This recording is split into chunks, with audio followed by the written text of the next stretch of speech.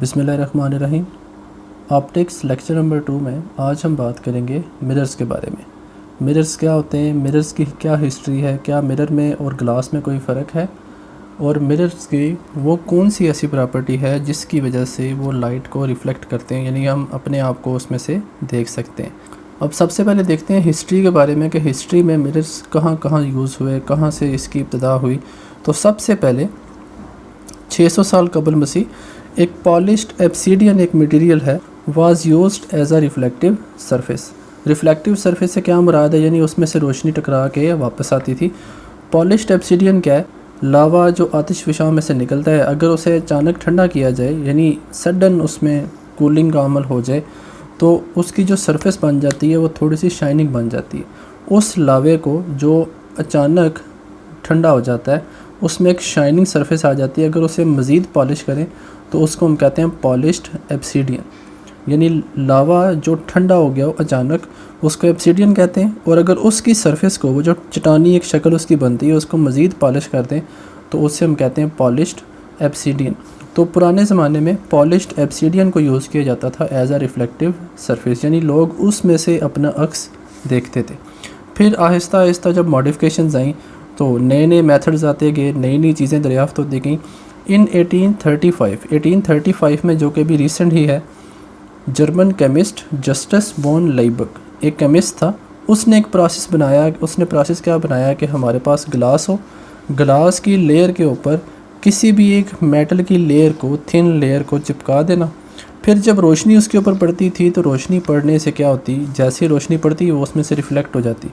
तो उसने क्या किया, उसने एक सिंपल ग्लास लिया, ग्लास जो एक फ्लैट शक्ल में था उसके ऊपर एक बिल्कुल थिन लेयर ऑफ मेटल लगा दी। अब उसकी जब रोशनी उसके ऊपर पड़ती थी तो रोशनी टकरा के रिफ़्लेक्ट हो जाती थी, हमें एज आ रिफ्लेक्टिव सरफेस के तौर पे ये काम करता था। और दूसरा, ये जो पहले जो मेथड थे वो सारे के सारे इंतहाई महंगे थे, यानी उनमें कॉस्ट काफ़ी ज़्यादा थी, हर बंदा उसको अफोर्ड नहीं कर सकता था। लेकिन जब ये वाले मिरर्स बनना शुरू हुए तब क्या थे, ये इंतहाई सस्ते और हर घर में आसानी से दस्तयाब होने लगे थे। अब देखें, Justus von Liebig developed a process, उसने एक प्रोसेस बनाया for applying a thin layer of metallic silver. उसने सिल्वर या एलुमिनियम की जो मेटेलिक लेयर बनती है on to the back of sheet of clear glass.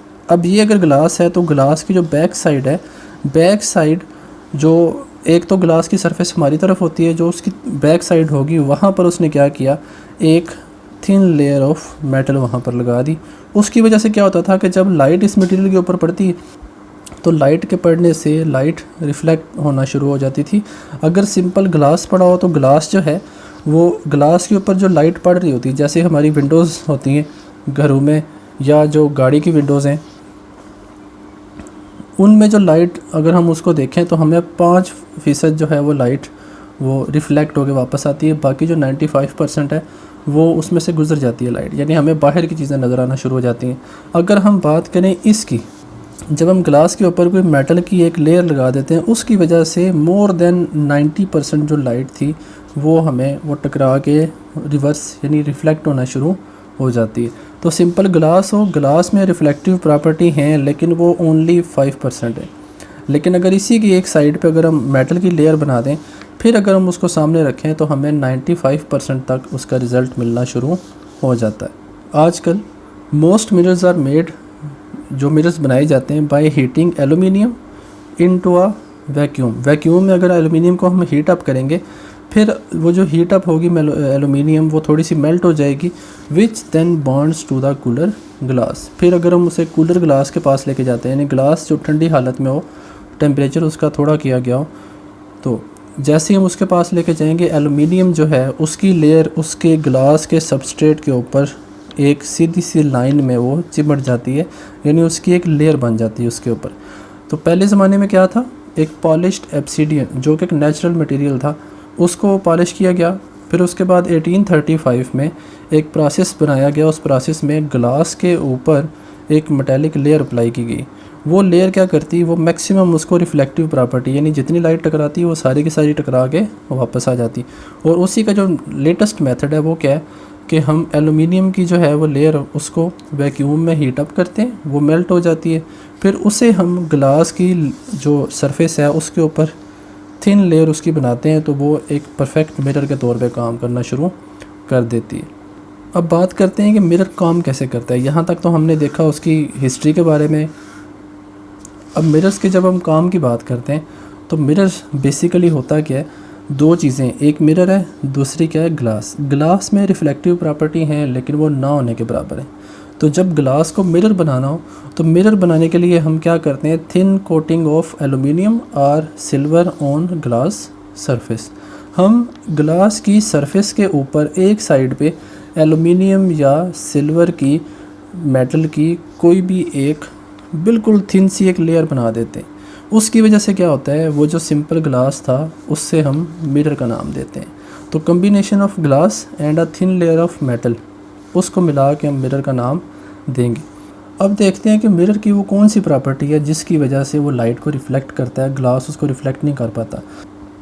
जब लाइट पड़ती है इस मिरर के ऊपर तो लाइट जैसे ही पड़ेगी, ये जो ऊपर मेटेलिक लेयर होती है, मेटेलिक लेयर क्या करती है, वो जैसे ही लाइट, जिस डायरेक्शन में लाइट आ रही होती है, वो जो उसमें मेटल में अब क्या होते हैं, फ्री चार्जेस, उसमें फ्री चार्जेस अवेलेबल होते हैं। वो जैसे ही लाइट आके फ्री चार्जेस को टकराती है, टकराने से वो फ्री चार्जेस जो हैं वो वाइब्रेशन करना शुरू कर देते हैं। वाइब्रेट होने के साथ ही अब वो जिस तरह से लाइट आ रही होती है उस लाइट को वो एब्ज़ॉर्ब करते हैं। एब्ज़ॉर्ब करने के साथ ही जिस एंगल में वो लाइट आती है उसे उसी एंगल में दूसरी तरफ रिफ़्लेक्ट कर देते हैं। दोबारा से देखें, जो लाइट आ रही होती है इस मिरर के ऊपर, तो मिरर के ऊपर हमने कौन सी लेयर बनाई हुई है, मेटल की। तो मेटल की जो लेयर है वो क्या कर रही है, वो उस लाइट को, उसके जो चार्जेस हैं मेटल के, वो उसको थोड़ी देर के लिए एब्ज़ॉर्ब करते हैं। एब्ज़ॉर्ब करने के साथ ही वो उसको रिफ़्लेक्ट कर देते हैं। तो जो रिफ़्लेक्ट है उसकी वजह से हमें वो चीज़ ग्लास में, ये मिरर में नज़र आना शुरू हो जाती है। मेटल्स में फ्री चार्जेस हैं, फ्री चार्जेस वो उस लाइट की वजह से वाइब्रेट होते हैं, वाइब्रेशन की वजह से वो वाइब्रेट होने के साथ ही उसको दोबारा से वो इमिट कर देते हैं। इस तरह से वो जो मिरर है वो हमें रिफ्लेक्शन देना शुरू कर देता है। When rays of light falls on the surface of mirror, जब रोशनी की शुआएं मिरर की सरफेस के ऊपर पहुंचती हैं, तो मिरर की सरफेस कौन सी है, जो कोटेड सरफेस है, यानी जिसके ऊपर हमने मेटल, वो जिस साइड पे हमने मेटल को स्प्रे किया हुआ है, metal surface has charges available. Metal की सरफेस के ऊपर चार्जेस अवेलेबल होते हैं। दीज चार्जेस स्टार्ट वाइब्रेटिंग, वो वाइब्रेट होना शुरू हो जाते हैं, जैसे मैंने आपको बताया, when light falls on it and then these charges re-emit the light in same medium. अब सेम मीडियम से क्या मुराद होगी, अगर यहाँ पर हवा है तो हवा में से वो रोशनी गुजर के आ रही थी ग्लास के पास, ये मिरर के पास, तो वो हवा में से मिरर के पास आई, फिर मिरर क्या करता है, उसके एटम्स उसको दोबारा उसी मीडियम में, उसी हवा में वापस भेज देते हैं। तो यहाँ पर इसलिए लिखा हुआ है in same medium according to law of reflection. अब लॉ ऑफ रिफ्लेक्शन क्या होता है कि ये जो दरमियान में एक लाइन मैंने बनाई हुई है जिसे नॉर्मल लाइन कहते हैं, किसी भी सरफेस के ऊपर जो परपेंडिकुलर लाइन है, ये मैंने लेक्चर नंबर 1 में भी डिफ़ाइन किया था। तो रोशनी जिस एंगल से आ रही होती है, जो इस नॉर्मल के साथ बन रहा होता है, वो उसी एंगल से आगे रिफ्लेक्ट हो जाती है। किन की वजह से, फ्री चार्जेस की वजह से जो इलेक्ट्रॉन में मौजूद होते हैं। यानी इससे हम ये नतीजा निकालते हैं कि metal causes reflection to happen. Glass में जो रिफ्लेक्टिव प्रॉपर्टीज़ हैं वो ना होने के बराबर हैं, लेकिन मिरर में रिफ्लेक्शन क्यों होता है, ड्यू टू मेटल्स। मेटल्स जो हैं वो रिफ्लेक्शन सारे का सारा पॉसिबल बनाती हैं।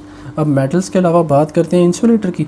अगर हम यहाँ पे मेटल की लेयर की बजाय इंसुलेटर की लेयर बनाएं तो इंसुलेटर में फ्री चार्जेस अवेलेबल नहीं होते।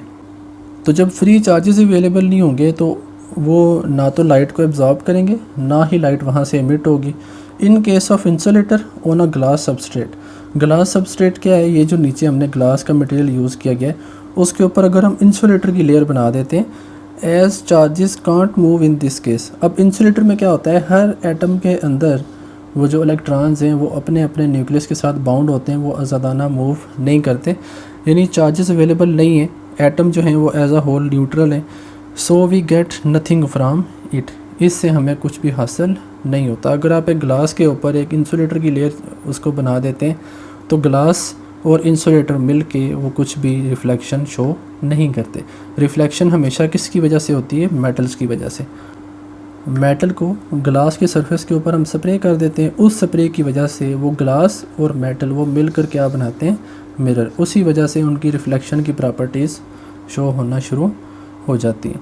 तो अभी तक हमने देखा कि मिरर्स कहाँ से आए, फिर हमने ये बात की कि मिरर काम कैसे करते हैं। मिरर्स जो हैं वो काम करते हैं क्योंकि उनके ऊपर मेटल की लेयर मौजूद होती है। अब बात करते हैं ये जो नीचे ग्लास है, इस ग्लास की क्या क्या प्रॉपर्टीज़ होनी चाहिए, इसके बारे में देखते हैं। तो ग्लास सरफेस का सबसे पहला काम क्या है, to keep the metal surface flat. वो जो मेटल की सरफेस है, अगर ग्लास ही सीधा नहीं होगा तो उसके ऊपर जो मेटल की सरफेस है वो भी सीधी नहीं बनेगी। तो मेटल की सरफेस को, यानी जहाँ से रिफ्लेक्शन हमने शो करवानी है जिसकी वजह से, उसको बिल्कुल फ्लैट रखने के लिए हम एक फ्लैट सरफेस बनाने के लिए ग्लास सबस्ट्रेट को यूज़ करते हैं।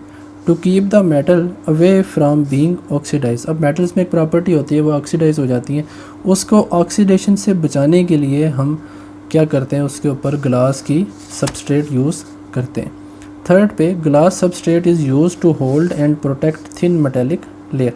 अब ग्लास की सबस्ट्रेट को यूज़ क्यों किया जाता है, अब ये देखें जैसे हमारा बाथरूम मिरर होता है, उसमें सबसे पहले हमें वो जो है वो ग्लास सरफेस नज़र आ रही होती है, फिर उसके पीछे होती है मेटेलिक लेयर। तो ग्लास सरफेस का सबसे पहला काम क्या होता है कि उसने मेटेलिक लेयर को रोक के रखना है, उसको पकड़े रखना है और उसे प्रोटेक्ट करना है। नंबर 4 पे अगर हम देखें तो अगर हमने एक बेहतरीन मिरर बनाना हो तो उस केस में हम silver coated piece of glass use करते हैं, यानी ग्लास की सबस्ट्रेट की वो सरफेस, उसके ऊपर सिल्वर की कोटिंग करते हैं। उसकी जो सिल्वर की कोटिंग होती है, उसकी जो लेंथ है, उसकी जो डायमेंशंस हैं, वो a few centimetres a few atoms thick, यानी वो इंतहाई पतली लेयर हम यूज़ करते हैं। तो वो बेस्ट मिरर्स में वो चीज़ शामिल होती है। नेक्स्ट है ग्लास इज़ रीज़नेबली स्क्रैच रेजिस्टेंस। अब जो ग्लास का मटेरियल है उसको स्क्रैचेस नहीं आते, तो स्क्रैच से ये आसानी से बच जाता है। ग्लास अगर स्क्रैच से बचेगा इसका मतलब है कि उसके पीछे जो मेटालिक लेयर है वो भी उससे बच जाती है। Corrosion resistance. कोरोजन रेजिस्टेंस क्या होता है, कोरोजन कहते हैं जंग को। तो जब फ्रंट पे ग्लास की लेयर होगी, उसके पीछे मेटालिक लेयर होगी, तो ग्लास को जंग लगते ही नहीं है, तो मेटल को भी जंग नहीं लगेगा। Reflective material applies and adheres reliably. अब ग्लास की ये प्रॉपर्टी होती है कि जब उसके ऊपर हम वो मेटालिक लेयर को स्प्रे करते हैं तो वो आसानी से उसके ऊपर अप्लाई हो जाती है, यानी वहाँ पर रेजिस्टेंस वगैरह या डिले वगैरह नहीं होता, वो आसानी से ग्लास के ऊपर वो चिपक जाती है लेयर। अब लास्ट पे बात करते हैं कि हमें मिरर जो है वो नज़र जो आ रहा होता है उसमें ग्लास किस तरफ है और कोटिंग किस तरफ है। तो glass protects the mirror from the front. Glass जो है वो उसको फ्रंट से प्रोटेक्ट कर रहा होता है मिरर को। अब ग्लास की जो सरफेस है उसकी बैक साइड पे होती है थिन लेयर। थिन लेयर किसकी होगी, मेटालिक लेयर, और उस लेयर के पीछे भी हम एक लेयर यूज़ करते हैं to prevent the reflective coating from being scratched off from the back. तो उसके पीछे भी हम एक रिफ्लेक्टिव कोटिंग यूज़ करते हैं, प्रोटेक्टिव जो होती है, जिसकी वजह से वो जो मेटालिक लेयर है ना तो वो फ्रंट से, अब फ्रंट से हमने उसको ग्लास से कवर किया होता है और बैक साइड से हमने उसको एक मज़ीद रिफ्लेक्टिव कोटिंग होती है उससे उसको कवर किया होता है ताकि उस पर कोई भी स्क्रैचेस वगैरह ना आए। तो आज की वीडियो में हमने ये देखा कि मिरर्स जो हैं उनकी हिस्ट्री क्या है और मिरर्स जो हैं वो काम कैसे करते हैं, उनकी कंपोजिशन क्या है, उनके कौन सी ऐसी प्रॉपर्टी है जो ग्लास में और मिरर में फ़र्क करती है। नेक्स्ट वीडियो में नेक्स्ट टॉपिक के साथ फिर से हाज़िर होंगे। अल्लाह हाफिज़।